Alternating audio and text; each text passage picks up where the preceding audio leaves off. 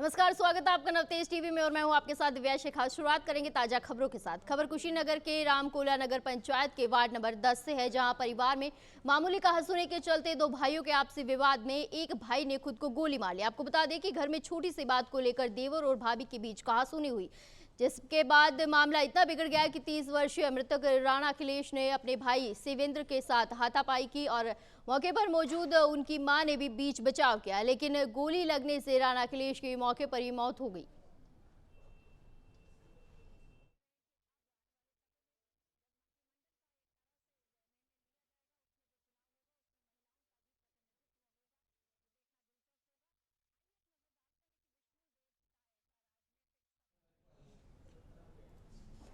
जनपद बहराइच में स्वीकृति मानचित्र के विपरीत शहर में बनी बहुमंजिला इमारतों, होटलों और शॉपिंग मॉल को न्यायालय ने ध्वस्त करने का आदेश जारी किया। आपको बता दें, नियत प्राधिकारी न्यायालय द्वारा जारी किए गए आदेश में शहर में बनाए गए 2 व्यावसायिक होटल, 3 शॉपिंग मॉल्स पर बुलडोजर चलाने का आदेश जारी किया गया। बताया जा रहा है कि स्वीकृति मानचित्र के विपरीत इन बहुमंजिला इमारतों को बनाया गया है, जहां किसी प्रकार की पार्किंग की कोई व्यवस्था नहीं दी गई है। साथ ही आपको बता दें कि सिटी मजिस्ट्रेट शाली प्रभाकर ने बताया कि तमाम और इमारतों को नोटिस जारी किया गया था और जल्द ही उनके खिलाफ कार्रवाई की जाएगी।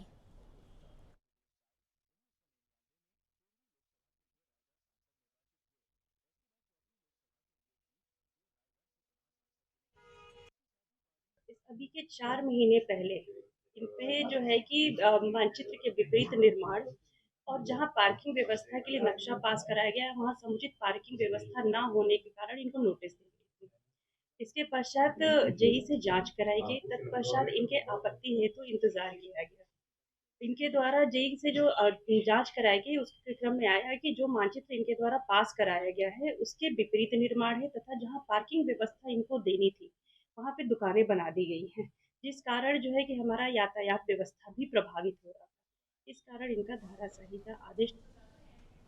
बिजनौर के चांदपुर में एक ट्रांसपोर्टर और उसके भाइयों को दुकानदार और उसके साथियों ने जमकर पीटा। आपको बता दें, पैसे के लेन देन में विवाद के बाद जमकर लाठी डंडे चले, जिसके बाद ट्रांसपोर्टर और उसके 2 भाई बुरी तरह से जख्मी हो गए, जिन्होंने भागकर अपनी जान बचाई और सीधे थाने पहुंच गए और दुकानदार पर बुरी तरह पीटने का आरोप भी लगाया। तो वहीं दूसरी ओर दुकानदार भी बदहवास हालत में थाने पहुंचा। दोनों पक्षों की ओर से पुलिस से कानूनी कार्रवाई की मांग की गई है। वहीं पुलिस ने दोनों पक्षों के 4 लोगों को मेडिकल के लिए सीएससी भेजा, जहां से 3 लोगों को हायर सेंटर रेफर कर दिया गया है और फिलहाल पुलिस मामले की जांच में जुटी है।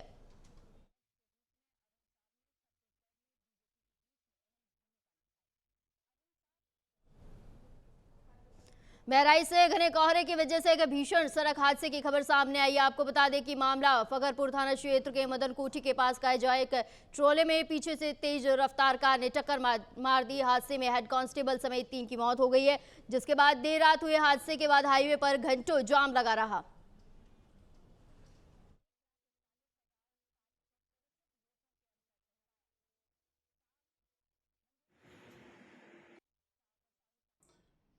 जनपद बहराइच में थाना रिसिया में तैनात हेड कांस्टेबल सुरेश त्यागी अपनी बच्ची एवं 2 बच्चों के साथ में लखनऊ से बहराइच की ओर आ रहे थे। तभी फकरपुर थाने के पास में एक ट्रैक्टर ट्राली में उनकी गाड़ी पीछे से चली गई, जिसमें दुर्घटनाग्रस्त हो गई।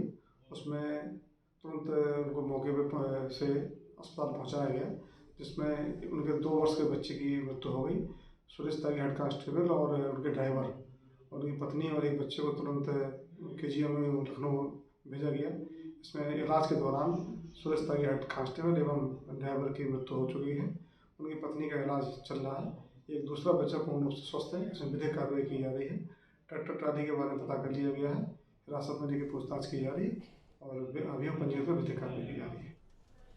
और वहीं उत्तर प्रदेश में योगी सरकार ने 2018 में अवैध रूप से चल रहे स्लोटर हाउस पर रोक लगा दी थी। बावजूद इसके शहर में अवैध रूप से पशुओं का कटाने हो रहा था, वहीं जिसकी वजह से स्मार्ट सिटी की हालत खराब हो रही है। कई दिनों से शहर में चर्बी से बदबू फैल रही है, जिसके बाद थाना सासनी गेट इलाके में बजरंग दल के कार्यकर्ताओं ने रोड जाम कर प्रदर्शन किया। आपको बता दें, इस दौरान उन्होंने अपनी ही डबल इंजन की सरकार और भाजपा सांसद, भाजपा विधायक सहित जिला प्रशासन पर गंभीर आरोप लगाए। साथ ही बजरंग दल के नेता गौरव शर्मा ने बताया कि उनके द्वारा करीब 25 दिन पहले जिला प्रशासन को शिकायती पत्र देते हुए शहर में फैल रही इस परेशानी की गुहार लगाई गई थी, लेकिन अभी तक किसी तरह की कोई कार्रवाई नहीं की गई।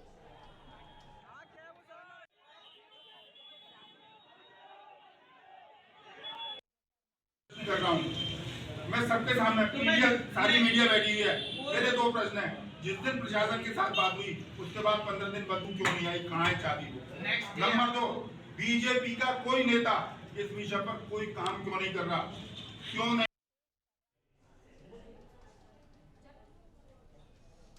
बिजनौर के चांदपुर में जमीन के मुकदमे की पैरवी करने कोर्ट गई महिला को तहसील परिसर में ही पीट दिया, जिसका वीडियो अब सोशल मीडिया पर वायरल हो रहा है। आपको बता दें, महिला के हिस्से में आई जमीन के मुकदमे की पैरवी के लिए कोर्ट गई थी। वीडियो वायरल होने के बाद पुलिस ने मामले का संज्ञान लिया है। महिला ने देवर और चचेरे ससुर पर मुकदमा दर्ज किया है। पुलिस मुकदमा दर्ज कर आरोपियों की गिरफ्तारी की कवायद में जुट गई है।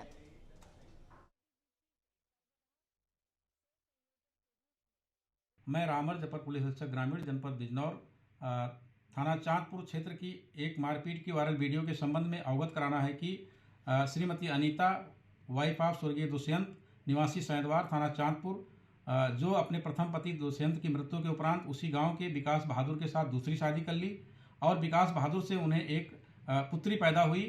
विकास बहादुर के मृत्यु के उपरांत लगभग उनके हिस्से की 10 बीघा जमीन उनकी पुत्री के नाम आई। उस जमीन के संबंध में विकास बहादुर की मां मिथिलेश द्वारा एक चांदपुर में तहसील में मुकदमा किया गया है, जिस मुकदमे की पैरवी के लिए अनीता आज तहसील आई हुई थी। मुकदमे की पैरवी के उपरांत लगभग 4:15 बजे जब वो अपने घर वापस जाने के लिए निकली, तहसील परिसर में ही जो है उनके रिश्ते के देवर प्रशांत और चचिया ससुर भीम द्वारा उन्हें मारा पीटा गया, जिसके संबंध में उनके द्वारा एक तहरीर थाना चांदपुर पर दी गई, जिसके संबंध में सुसंगत धाराओं पर तत्काल अभियोग पंजीकृत कर लिया गया।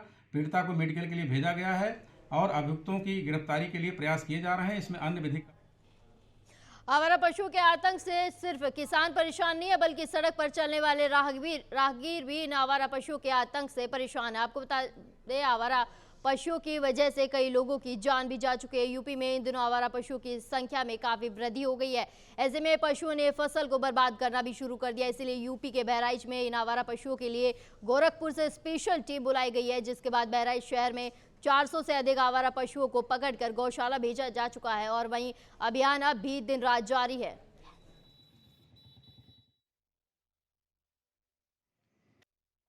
जो गोरखपुर से हमारी टीम आई हुई है, शासन की मंशा के अनुरूप और प्राथमिकता के अनुरूप ये गौवंश को लगातार पकड़ करके हमारी चपरिया बृहद गौशाला में ले जा रहे हैं, जहां इनको संरक्षित किया जा रहा है। और प्रतिदिन दिन में भी और रात में भी हम लोग के द्वारा निरंतर अभियान चला के पशुओं को पकड़ा जा रहा है, ताकि छुट्टा पशुओं को हटाने का जो अभियान है उसको ज़्यादा से ज़्यादा सफल बनाया जा सके। कब तक इन पशुओं को सड़कों से हटाना है और क्या लक्ष्य निर्धारित किया गया है? जो हमारा लक्ष्य है वो 30 दिसंबर तक समस्त पशुओं को हटा देने का है। और इस जियो के आने से पूर्व भी हम लोग निरंतर पशुओं को हटा रहे थे और आने के जियो के पश्चात भी सुबह शाम दोनों टाइम अभियान चला के हटा रहे हैं। अभी तक पशुओं को कहाँ रखा जा रहा है? पशुओं को चपरिया की बृहद गौशाला में रखा जा रहा है। कितने जानवरों को पकड़ा गया है? 400 से अधिक जानवर पकड़े जा चुके हैं। छुट्टा पशु। क्या नाम है आपका? मोहम्मद जैद आप नगर पालिका जलमोहन हैं? जी। बहराइच में गोरखपुर की टीम आई है, किस काम के लिए बुलाई गई है और किस तरह से उसको अंजाम दिया जा रहा है? ये जो आवारा पशु बहराइच में है और जो फसलों का नुकसान करते हैं, इसलिए ये टीम आई हुई है गोरखपुर से। ये हमारे नगर पालिका में आई हुई है और ये आवारा पशुओं को पकड़कर चपरिया गौशाले में ले जाते हैं। ये मुहिम कब तक अंजाम देनी है? लगभग दिसंबर तक, जब तक जानवर बहराइच से खत्म नहीं हो जाएंगे, आवारा जानवर। बहराइच में आपको किस लिए बुलाया गया है? आवारा पशुओं को पकड़ने के लिए रोड से, और फसलों को जो नुकसान करते हैं, शहर में एक्सीडेंट होता है, उसी के लिए। लगभग ये आप लोग ये काम कब से कर रहे हैं? 16 जून से कर रहे हैं। कितनी जानवर अभी तक आप लोग? 400। जनपद अलीगढ़ में प्रदेश सरकार के स्वास्थ्य सेवाओं के दावे उस वक्त धराशायी हो गए जब दीनदयाल उपाध्याय चिकित्सालय में एक खून से लथपथ मरीज उपचार कराने के लिए पहुंचा था, जहां पैर से लहूलुहान मरीज को टूटे हुए स्ट्रेचर पर लिटाकर इमरजेंसी में उपचार कराने के लिए लेकर जा रहे थे। तभी टूटे हुए स्ट्रेचर से मरीज जमीन पर नीचे गिरते गिरते बचा और ज्यादा घायल हो गया। स्ट्रेचर से जमीन पर गिरने के बाद मरीज दर्द से तड़पता रहा, जिसके बाद मौके पर पहुंचे 2 युवकों ने मरीज को जमीन से उठाकर दोबारा टूटे हुए स्ट्रेचर पर लिटाया।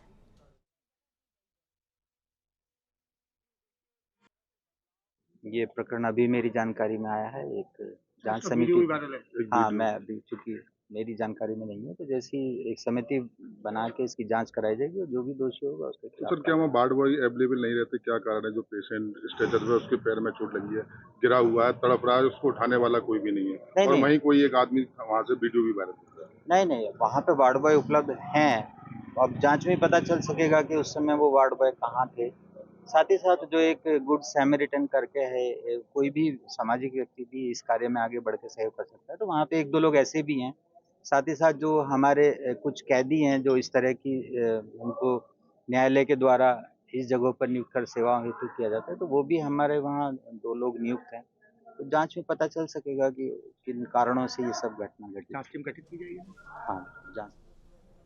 देवरिया जनपद के महुआडीह थाना क्षेत्र में किसानों द्वारा लगातार पराली जलाई जा रही है। आपको बता दें, वही अधिकारियों से पूछे जाने पर वो अपने जिम्मेदारियों से मुकरते नजर आ रहे हैं। तो वही जनपद के अधिकारी ने तो सुप्रीम कोर्ट के आदेशों की पालना करा पाते और न इस सरकार के आदेशों की, जिसकी वजह से वायु प्रदूषण भी लगातार बढ़ रहा है और लोगों में सांस की बीमारियों का खतरा लगातार बढ़ता हुआ दिखाई दे रहा है। वहीं कृषि मंत्री ने कहा है कि जो किसान अपने खेतों में पराली जला रहे हैं उन पर कार्रवाई भी की जा सकती है। किसानों ने निवेदन करते हुए कहा है कि जो किसान खेतों में पराली जला रहे हैं वह ऐसा न करे, खेतों की उपजाऊ भूमि नष्ट हो जाएगी, फसलों की पैदावार कम हो जाएगी, जो किसानों के लिए समस्या बन सकती है। लेकिन किसान मानने को तैयार नहीं है।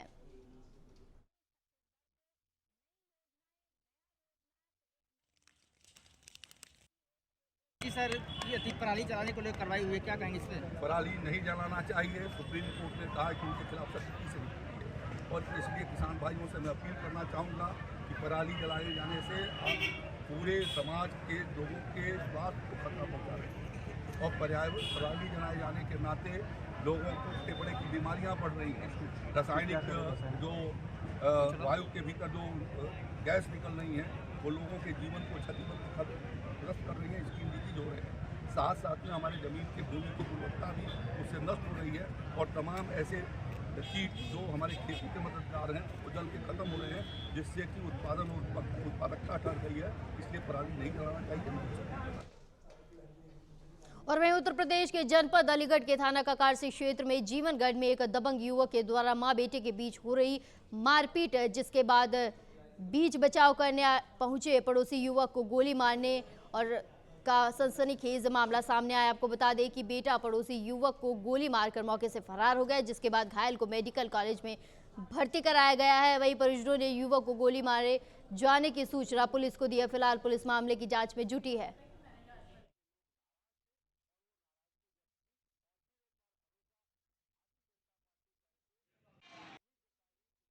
आरिफ नाम है मेरा। पप्पू नाम है। जीवनगढ़ केना नगर नंगा टोला नैयावादी क्वारसी। घटना क्या हुई आपके साथ? ऐसा हुआ था, वो बीच बचाव, वो अपनी माँ के साथ आदबबाजी करने जा रहा था। मोहल्ले के नाते में बीच बचाव करने चले गया तो मुझसे कहने लग गया तू कैसे आया, तेरी कैसे हिम्मत हुई। तो उन्होंने मेरे पे हाथ छोड़ा, मैंने उसमें धक्का मार दिया। धक्का मार के उनने तो रिवॉल्वर निकाली, जाने कट्टा था जाने रिवॉल्वर थी, ऊपर वाला जाने, उनने मेरे मार दी। झगड़ा किन किस में हो रहा था? उसकी माँ में हुआ था, उसमें ही माँ बेटे में झगड़ा हो रहा था? हाँ, हम मोहल्ले के नाते बीच बचाव के। आपने बचाव करा? हाँ, मोहल्ले का ही है। हाँ, बदमाश ही है सर। उनने गोली, लड़ाई हो रही तो आपने बचाया? हाँ, और भी गए थे सर। हाँ, उनने गोली मार दी मेरे। गोली कहाँ लगी आपको? गोली यहाँ पे लगी है सर। पैर में?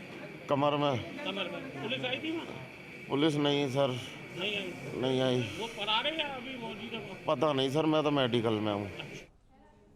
खबर प्रतापगढ़ से जाए कि शादी की खबर मिलते ही लड़की के सिरफिरे आशिक ने दूल्हे को बारात ले जाने से मना करते हुए धमकाया। आपको बता दें, सिरफिरे का कहना था कि अगर दूल्हा बारात लेकर गया तो दूल्हे की हत्या कर दी जाएगी। इससे पहले सिरफिरे ने दूल्हे के पिता को भी धमकाया था। इसके बाद लड़के पक्ष के लोग सहम गए और मोहल्ले के सभासद के साथ एसपी सतपाल अंतिल से मिलकर घटना से अवगत करवाया और कार्रवाई की मांग की, जिसके बाद पुलिस ने आरोपियों को गिरफ्तार कर लिया है।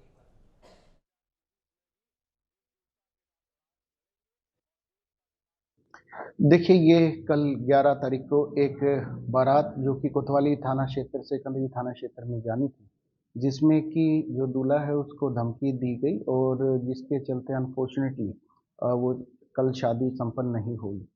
इस मामले की गंभीरता को देखते हुए तत्काल प्रभाव से इसमें अभियोग पंजीकृत किया गया और 4 टीमों का गठन किया गया जिनके द्वारा सर्विलांस के माध्यम से, मैनुअल इनपुट के माध्यम से और ऑपरेशन त्रिनेत्र के अंतर्गत सीसीटीवी कैमरे के माध्यम से चारों टीमों के द्वारा अथक परिश्रम करके तीनों एक्यूज्ड को आइडेंटिफाई किया गया। तीनों के तीनों एक्यूज्ड को जो कि कंदई थाना क्षेत्र के रहने वाले थे उनको गिरफ्तार किया गया। उनसे सारे प्रकरण को जाना गया, क्यों उनके द्वारा धमकी दी गई और जो दोनों वर पक्ष और वधु पक्ष हैं उनके समक्ष भी उनकी बात रखी गई।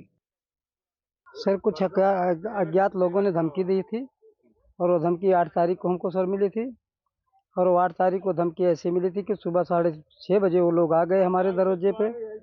दरवाज़ा खटखटाए, हम बाहर निकले। कुछ लोग उन्होंने कहा कि हम कैमरा वाले हैं। उसके बाद हम नहा करके बाहर खड़े हुए थे। उसके बाद हमने कहा अपन बताओ क्या बात है, जल्दी बताओ। उन्होंने हमको कहा रुको बता रहे हैं, हम कैमरा वाले नहीं हैं और ऐसा है कि जहाँ बारात लेकर के जाओगे तो इतना कहते हुए असलहा निकाले और मेरे लगा दिए, बोले कि आपको जान से मार दूंगा। फिर क्या हुआ? उसके बाद हमने जो है फिर ये दहशत हमने ले जा करके कप्तान साहब को हमने दिया। कप्तान साहब का हम धन्यवाद करेंगे कि उन्होंने हम जितना नहीं सोचा था उससे कहीं ज़्यादा देख के हमको सुविधा दिया गया। इससे मैं एकदम खुश हूँ और बार बार धन्यवाद उनको देना चाहता हूँ।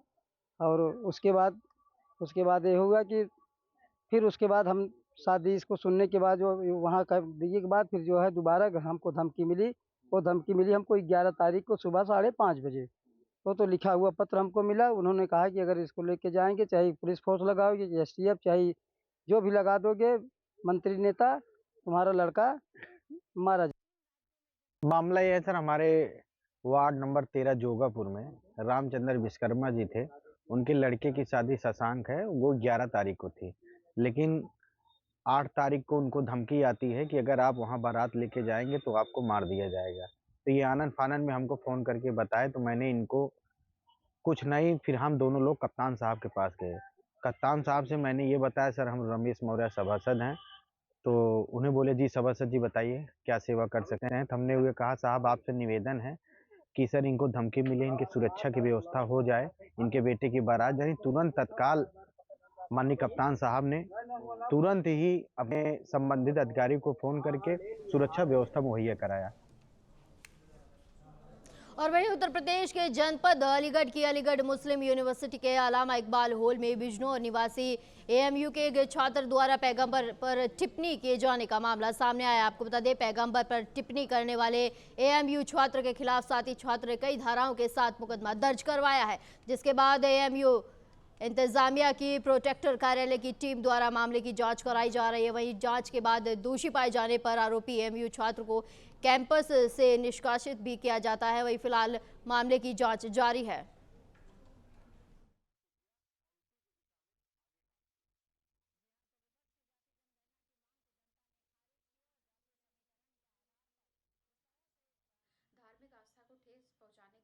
मुस्लिम समुदाय के संबंध में कुछ टिप्पणी करी गई थी, अब शब्द भी कहे गए थे। जब एक अन्य छात्र जुनैद द्वारा उसे रोकने का प्रयास किया गया तो आरोपी छात्र अजनान के द्वारा उसके साथ गाली गलौज करी गई तथा धमकी दी गई, जिसके संबंध में तत्काल अभियोग पंजीकृत कर लिया गया है। विधिक कार्रवाई अमल में लाई जा रही है। मौके पर शांति है।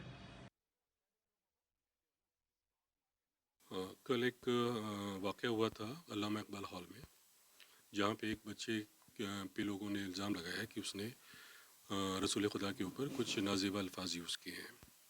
उसके बाद लड़कों में एक रेजिडमेंट था, एक बहुत जोश में थे बच्चे कि इस पर इमीडिएट एक्शन लिया जाए। उन्होंने इसको रोक के रखा। हालांकि प्रभु साहब और उनकी टीम वहाँ मौजूद रही। उन्होंने बहुत होशियारी से उस बच्चे को प्रोटेक्ट किया। कोई ऐसी बात नहीं होने पाई उस लड़के के साथ।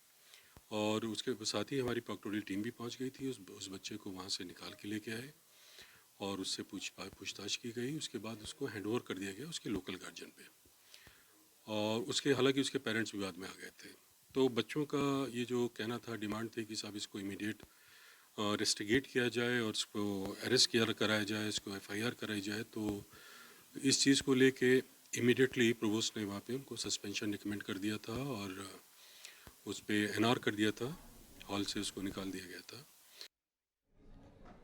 फिलहाल के लिए बुलेटिन में बस इतना ही। जुड़े रहिए नवतेज टीवी के साथ। नमस्कार।